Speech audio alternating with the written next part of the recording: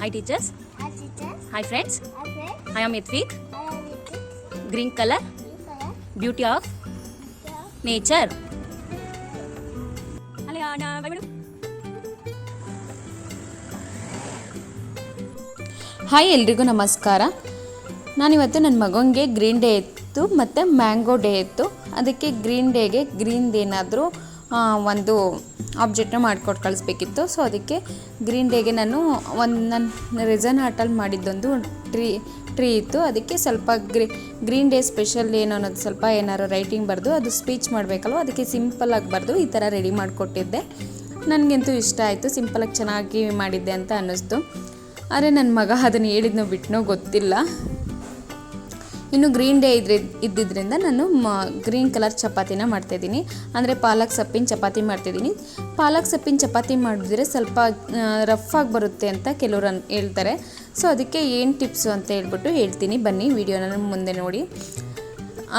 ಬರೀ ಪಾಲಕ್ ಸೊಪ್ಪನ್ನ ಹಾಕಿ ಚಪಾತಿನ ಮಾಡಿದಾಗ ಅಷ್ಟು ಟೇಸ್ಟಾಗಿರಲ್ಲ, ಮತ್ತು ಸೊಪ್ಪಿಂದು ಸ್ವಲ್ಪ ಫ್ಲೇವರ್ ಇದಾಗ್ತಾ ಇರುತ್ತೆ.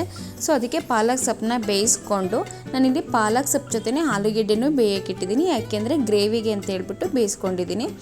ಆಮೇಲೆ ಪಾಲಕ್ ಸೊಪ್ಪಿನ ಜೊತೆ ಶುಂಠಿ, ಬೆಳ್ಳುಳ್ಳಿ, ಜೀರಿಗೆ, ಮೆಣಸನ್ನ ಹಾಕ್ಕೊಂಡು ರುಬ್ಕೋಬೇಕು. ಅದ್ರ ಜೊತೆಗೆ ಮೊಸರನ್ನ ಹಾಕ್ಕೊಂಡು ರುಬ್ಕೋಬೇಕು.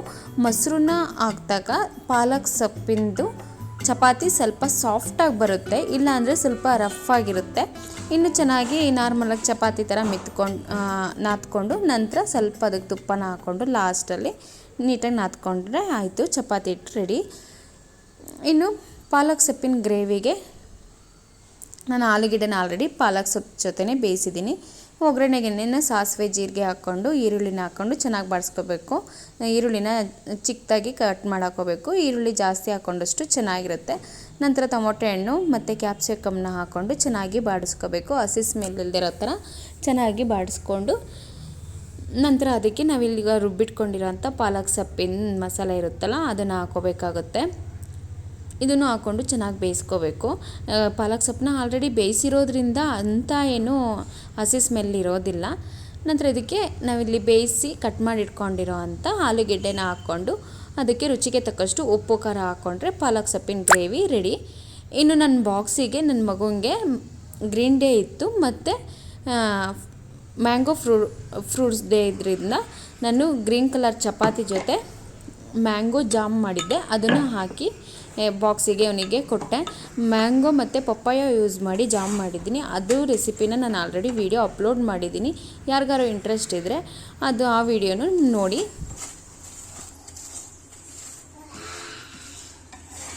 ನಾವು ಹೊರಗಡೆ ತರೋದಕ್ಕಿಂತ ಮನೆಯಲ್ಲೇ ತುಂಬ ಚೆನ್ನಾಗಿ ಜಾಮ್ನ ಮಾಡ್ಕೋಬೋದು. ಸೊ ನೀವು ಯಾರು ನಿಮ್ಮ ಮಕ್ಕಳಿಗೆ ಜಾಮ್ನ ಕೊಡ್ತಿದ್ದೀರಾ ಅಂದರೆ ಬೇಕಾದ್ರೆ ನೋಡಿ, ನೀವೇ ಮನೇಲಿ ಆರಾಮ್ಸೆ ಈಸಿಯಾಗಿ ಮಾಡ್ಕೋಬೋದು, ತುಂಬಾ ಚೆನ್ನಾಗಿರುತ್ತೆ. ಇನ್ನು ಚಪಾತಿನ ಲಟ್ಟಿಸ್ಕೊಂಡು ಚೆನ್ನಾಗಿ ಎರಡು ಕಡೆನೂ ಬೇಯಿಸ್ಕೊಂಡ್ರೆ ಆಯಿತು. ಇದು ಸೊಪ್ಪನ್ನ ಯೂಸ್ ಮಾಡಿ ಚಪಾತಿನ ಮಾಡಿರೋದ್ರಿಂದ ಸ್ವಲ್ಪ ಚಪಾತಿನ ತೆಳುವಾಗಿ ಮಾಡ್ಕೋಬೇಕಾಗುತ್ತೆ. ಮಂದ ಇದ್ದರೆ ಅಷ್ಟು ಚೆನ್ನಾಗಿರಲ್ಲ, ಬೇಯಲ್ಲ.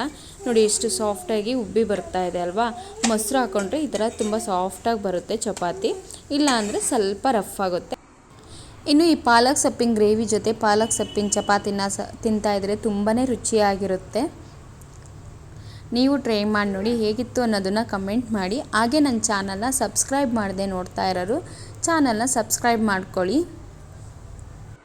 ಇನ್ನು ಇವತ್ತು ನನ್ನ ಮಗುವಿಗೆ ಗ್ರೀನ್ ಡೇ ಇದ್ದಿದ್ದರಿಂದ ನಾನು ಸ್ವಲ್ಪ ಗಿಡಗಳನ್ನೆಲ್ಲ ಕ್ಲೀನ್ ಮಾಡ್ಕೋಬೇಕಿತ್ತು. ಸೊ ಅವ್ರಿಗೂ ಪ್ರಾಕ್ಟಿಕಲ್ ಆಗು ಹೇಳ್ಕೊಟ್ಟಂಗಾಗುತ್ತೆ, ತಿಳಿಸ್ದಂಗಾಗುತ್ತೆ ಅಂತ ಹೇಳ್ಬಿಟ್ಟು ಅವ್ನು ಬಂದ ಮೇಲೆ ಗಿಡಗಳನ್ನೆಲ್ಲ ಕ್ಲೀನ್ ಮಾಡಿಕೊಂಡೆ. ಪಾರ್ಟಿಗೆಲ್ಲ ಹೊಸದಾಗಿ ಸೊಪ್ಪಿನ ಬೀಜಗಳನ್ನೆಲ್ಲ ಹಾಕಿ ಎಲ್ಲ ಕ್ಲೀನ್ ಮಾಡಿ, ಅದೆಲ್ಲ ಗಲೀಜು ಮಣ್ಣೆಲ್ಲ ನಿಂತಿರುತ್ತಲ್ಲ ಅದನ್ನೆಲ್ಲ ಕ್ಲೀನ್ ಮಾಡಿಕೊಂಡೆ. ಇನ್ನು ನಾನಿಲ್ಲಿ ಈ ಪಾಟ್ನ ಇಡೋದಕ್ಕೆ ಸ್ಟ್ಯಾಂಡ್ ಯೂಸ್ ಮಾಡಿರೋದು ಮೀಶೋನಲ್ಲಿ ತರಿಸಿದ್ದು. ಇದು ಮೀಶೋನಲ್ಲಿ ವರ್ತ್ ಪ್ರೈಸ್ ಇದೆ.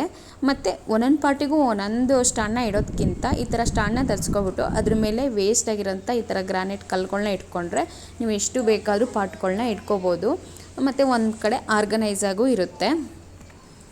ಇನ್ನು ನಾನು ಈ ಚಿಕ್ಕ ಪಾಟ್ಗಳಲ್ಲಿ ಸೊಪ್ಪಿನ ಬೀಜ ಹಾಕ್ಕೊಂಡು ಯಾವಾಗಲೂ ಸೊಪ್ಪನ್ನ ಬೆಳೀತಾ ಇರ್ತೀನಿ. ಈ ಪಾಟಲ್ಲಿ ಬೆಳೆಯುವಂಥ ಸೊಪ್ಪಿನಿಂದ ಏನು ಯಾವಾಗಲೂ ಮನೆಗೆ ಸೊಪ್ಪು ಸಿಗಲ್ಲ. ಬಟ್ ಏನಾದ್ರು ಎಮರ್ಜೆನ್ಸಿ ಟೈಮಲ್ಲಿ ಸೊಪ್ಪಿಲ್ಲ ಅಂದಾಗ ಡೆಫಿನೆಟ್ಲಿ 1-2-3 ಡೇಸ್ ಸೊಪ್ಪಿನ ಸಾಂಬಾರು ಮಾಡೋರು ಸಿಗುತ್ತೆ.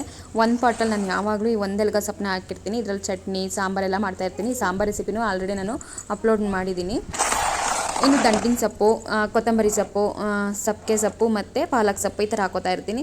ಅದೆಲ್ಲ ಕಡಿಮೆ ಕ್ವಾಂಟಿಟಿ ಸ್ವಲ್ಪ ಸಾಂಬಾರು ಏನಕ್ಕಾರ ಮಿಕ್ಸ್ ಮಾಡಿ ಹಾಕಿದರೆ ಚೆನ್ನಾಗಿರುತ್ತೆ ಅನ್ನೋದ್ರಿಂದ ನಾನು ಈ ಥರ ಹಾಕೋತಾ ಇರ್ತೀನಿ. ನನಗೆ ಮತ್ತೆ ಈ ಥರ ಪಾಟಲ್ಲಿ ಏನಾರು ಹಾಕ್ತಾ ಇರೋದು ನನಗೂ ಇಷ್ಟ ಆಗುತ್ತೆ. ಮಕ್ಳಿಗೂ ಏನೋ ಒಂದು ರೀತಿ ಖುಷಿ ಕೊಡುತ್ತೆ. ಮಣ್ಣಲ್ಲಿ ಆಡಿ ಅದು ಗಿಡಗಳಿಗೆಲ್ಲ ನೀರು ಹಾಕೋದ್ರಿಂದ ಅವ್ರಿಗೂ ಏನೋ ಒಂದು ರೀತಿಯಾಗಿ ಖುಷಿ ಇರುತ್ತೆ. ಅದರಿಂದ ನಾನು ಈ ಥರ ಪಾಟಲ್ಲಿ ಗಿಡಗಳನ್ನ ಆವಾಗ ಹಾಕೋತಾ ಇರ್ತೀನಿ. ಆದರೆ ಗುಲಾಬಿ ಗಿಡ ಈ ಥರ ಶೋ ಗಿಡಗಳನ್ನ ಜಾಸ್ತಿ ಹಾಕಲ್ಲ. ನಾನು ಯಾವಾಗಲೂ ಯೂಸ್ಫುಲ್ ಆಗೋಂಥ ಗಿಡಗಳನ್ನ ಹಾಕೋತಾ ಇರ್ತೀನಿ. ಇನ್ನು ಸಂಜೆ ಇವ್ರನ್ನ ಪಾರ್ಕ್ ಹತ್ರ ಕರ್ಕೊಂಡೋದೆ. ನನ್ನ ಮಗ ಗ್ರೀನ್ ಶರ್ಟ್ ಇನ್ನೂ ತೆಗೆದೇ ಇಲ್ಲ. ನಾನು ಇವತ್ತು ಗ್ರೀನ್ ಡೇ ಇರೋದ್ರಿಂದ ಗ್ರೀನ್ ಶರ್ಟಲ್ಲೇ ಇರ್ತೀನಿ ಅಂತ ಫುಲ್ ಡೇ ಅದರಲ್ಲೇ ಇದ್ದ. ಮತ್ತು ಡೈಲಿ ಮಕ್ಕಳನ್ನ ಪಾರ್ಕ್ ಹತ್ರ ಕರ್ಕೊಂಡು ಹೋಗೋದ್ರಿಂದ ಅವರಿಗೆ ಫಿಸಿಕಲ್ ಆಕ್ಟಿವಿಟೀಸ್ ಆಗುತ್ತೆ, ಅವ್ರಿಗೆ ತುಂಬಾ ಖುಷಿನೂ ಸಿಗುತ್ತೆ. ಮೊಬೈಲ್ನ ಕೊಟ್ಟು ಮಕ್ಕಳನ್ನ ಒಂದು ಕಡೆ ಕೂರಿಸೋದಕ್ಕಿಂತ ಈ ಥರ ಆಕ್ಟಿವಿಟೀಸ್ ಮಾಡಿಸೋದ್ರಿಂದ ಅವ್ರಿಗೂ ಆರೋಗ್ಯಕ್ಕೂ ಒಳ್ಳೆಯದು ಮತ್ತು ತುಂಬ ಖುಷಿನೂ ಸಿಗುತ್ತೆ. ಕೊನೆವರೆಗೂ ವಿಡಿಯೋನ ನೋಡಿದ್ದಕ್ಕಾಗಿ ಧನ್ಯವಾದಗಳು. ಹೀಗೆ ನನ್ನ ಎಲ್ಲ ವಿಡಿಯೋಗಳನ್ನು ನೋಡ್ತಾ ಇರಿ, ಹಾಗೆ ಸಬ್ಸ್ಕ್ರೈಬ್ ಮಾಡಿ. Thank you for the watching.